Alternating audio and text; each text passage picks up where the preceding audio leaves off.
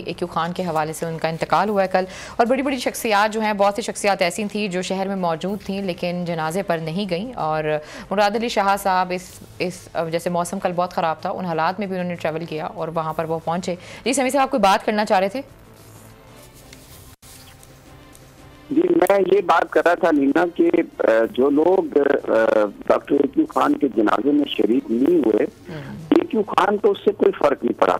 वो पाकिस्तान के दिलों में उनका नाम धड़कता है, धड़कता रहेगा। वो पाकिस्तानी कौम के हीरो थे, हीरो हैं और हीरो रहेंगे।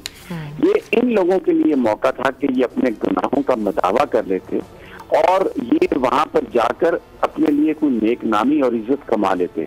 अगर इज्जत कमाने की अपॉर्चुनिटी मिस हुई है तो ये इन्होंने मिस की है। और मैं बतौर खास ये कहूँगा, हमने अपनी जाती हैसियत में बतौर सहाफ़ी पाकिस्तान के शहरी के बहुत ज्यादा हमने सपोर्ट किया इमरान खान को, क्योंकि वो एक लेके आए एक आइडिया, तब्दीली का आइडिया लेके। अब भी वो उसके लिए कोशिश कर रहे होंगे, लेकिन डॉक्टर एक्यू खान के जनाजे में शिरकत न करके इमरान खान ने, मैं समझता हूँ, मेरे जैसे बहुत सारे लोगों का दिल तोड़ा है। उन्होंने एक ऐसी तकलीफ की है, क्योंकि ये तस्वुर भी नहीं किया जा सकता था कि इमरान खान जैसा शख्स जो लड़ता रहा पाकिस्तान के लिए, जिसमें उनकी भी कहानी ऐसी थी, वर्ल्ड कप जितवाया, 22 साल से उन्होंने साजिशों का मुकाबला किया, लेकिन पाकिस्तान की कौम ने उन्हें इज्जत दी और वज़ीर-ए-आज़म बनाया।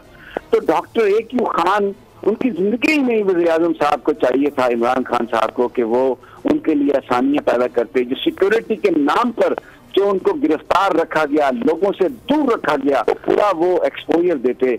लेकिन दिल तोड़ा वज़ीर-ए-आज़म साहब ने लोगों का। और ये जो ट्वीट्स हैं जिसमें वो अपने दुख का इजहार कर रहे हैं और कह रहे हैं वजीरों को कि आप चले जाएं, ये मदावा नहीं कर सकते कोई गया या नहीं गया। खुद तवक्को ये की जा रही थी, कम अज कम मैं ये महसूस करता और तवक्को करता कि वो जरूर आते डॉक्टर एक्यू खान के नमाज जनाजा में और उनका हाल भी मालूम करते जब ये चीजें आ चुकी थी सारी मंजर आम पर। हमने तो 3 हफ्ते पहले ये अपने प्रोग्राम में भी ये बात कही थी कि नाउ इट इज टाइम कि हमारा ये लेजेंड शायद चला ना चाहे, बीमार है, उम्र ज्यादा है, आप अपने गुनाहों का मदावा कर ले एस्टेब्लिशमेंट आके और इनको वो इज्जत दे जिसके वो मुस्तहिक हैं। वो किस कदर खुददार थे। और देखिए, उन पर जो इल्जाम लगाया गया कि जिसमें कि उन्होंने जो पाकिस्तान के जो राज थे वो दूसरे मुल्कों को दिए, वो एक तरह से गद्दारी वाला काम बनता है। तो आप उनकी एक गुफ्तगू है, उनकी गुफ्तगू है जिसमें उन्हें भोपाल में वो पैदा हुए उस पर भी फख्र, और उन्होंने कहा कि वो कभी गद्दारी वो कभी नहीं तस्वुर कर सकते। सुनिए जरा उनकी जुबानी सुनिए वो क्या कह रहे हैं। जी समी साहब, ये बात सुनी उनकी कि उन्हें यानी ये इन्होंने बहुत ही ज्यादा उसको एडिट कर दिया हमारी टीम ने। ये थोड़ा लंबा शॉट था जिसमें आपको पूरा उनकी जो बॉडी लैंग्वेज है उसका अंदाजा होता है और आप पूरा देख सकते हैं कि वो सुन सकते हैं कि वो क्या। अच्छा, फिर इसके अलावा वो बहुत सारी पाकिस्तानी कौम के लिए उनके अच्छे जज्बात थे, स्कूल सिस्टम बनाया और बहुत सी चीजें की।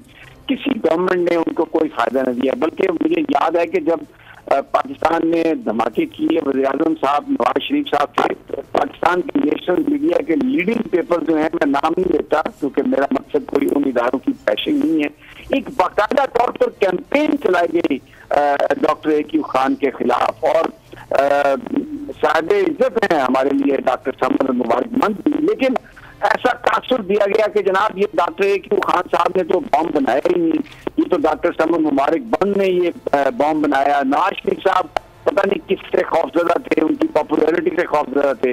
वो फिर सिलसिला आगे चलता रहा और जो वो अच्छा काम एक्यू खान साहब करना चाहते थे स्कूल सिस्टम में, गवर्नमेंट ने कोई मदद नहीं की, बल्कि उनकी एक गुफ्तगू है एसके न्याजी साहब के साथ, रोज टीवी के जो ओनर भी हैं, प्रोग्राम भी करते हैं, जिसमें शायद सरकार नवासी भी थे। सुनिए जरा वो क्या बयान करते हैं कि उनसे किस तरीके से उनके साथ बर्ताव कैसे हुआ, सुनिएगा।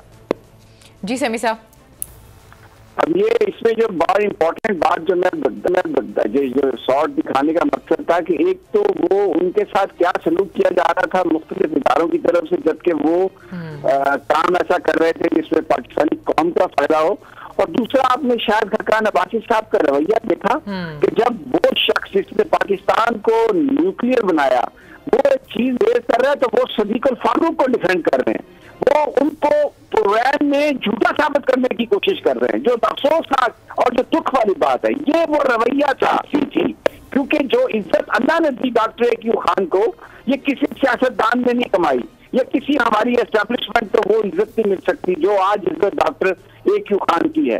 तो ये क्या था क्या नहीं था, एक पूरी दुख भरी कहानी है, दास्तान है। कहाँ से इसे आप शुरू करें, कहाँ से आप इसे इसे इसे इसे खत्म करें। I am just speechless. जी हारिस साहब, आपने समी साहब को सुना है और हमने पिक्चर्स भी दिखाई हैं कि इंडिया के जो हीरोज़ हैं जब वो मरते हैं तो उनके जो बड़े बड़े रहनुमा हैं वो उनके कदम चूमते हैं। और यहाँ पर जो है हमारे जो हीरोज़ हैं जिनकी वजह से आज हम एज अ स्टेट जो हैं लोग दूसरी स्टेट की आंखों में देखकर उसे कह सकते हैं कि तुम्हारी इतनी जुर्रत नहीं है कि तुम हमारे लोगों के पर हमला करो। यहाँ पर हमारे हीरोज़ के ऊपर इल्ज़ामात लगते हैं और वो भी गद्दारी के। हारिस साहब देखिए, बात यह है कि ये सबसे अफसोसनाक बात है कि हम गुलामी के जो शिकंजे से नहीं निकल सके हैं। और उनकी सोच ये थी कि अगर वेस्ट न्यूक्लियर वेपन्स रख सकता है, जिसमें रशिया भी है, चाइना भी है, फ्रांस भी है, इंग्लैंड भी है, अमेरिका भी है, तो अगर इस्लामी ममालिक के पास न्यूक्लियर टेक्नोलॉजी होगी तो what is so bad about it. और ये उन्होंने दी भी नहीं, ना पाकिस्तान के ब्लूप्रिंट उन्होंने दिए, ना कोई ऐसी बात की, ना ईरान ने न्यूक्लियर वेपन बनाए, ना लीबिया ने बनाए, नॉर्थ कोरिया से पाकिस्तान ने कुछ नहीं किया। आई थिंक ये टोटल पाकिस्तान पे इल्ज़ाम तराशी इसलिए थी कि पाकिस्तान को ब्लैकमेल किया जाए, पाकिस्तान को मजबूर किया जाए। पाकिस्तान से उधर में 9/11 की बात थी तो अपने मर्जी के वहाँ अफगानिस्तान के बारे में फैसले लिए जाएँ, जिसकी वजह से जनरल मुशर्रफ ने कुछ चीज़ों में वो उनकी ब्लैकमेलिंग में आ भी गए। बट आई एम श्योर कि जनरल मुशर्रफ कभी भी ये पूरी कौम बर्दाश्त ना करती कि जनरल मुशर्रफ अगर उनको कोई अमेरिका को किसी को हैंड ओवर करते।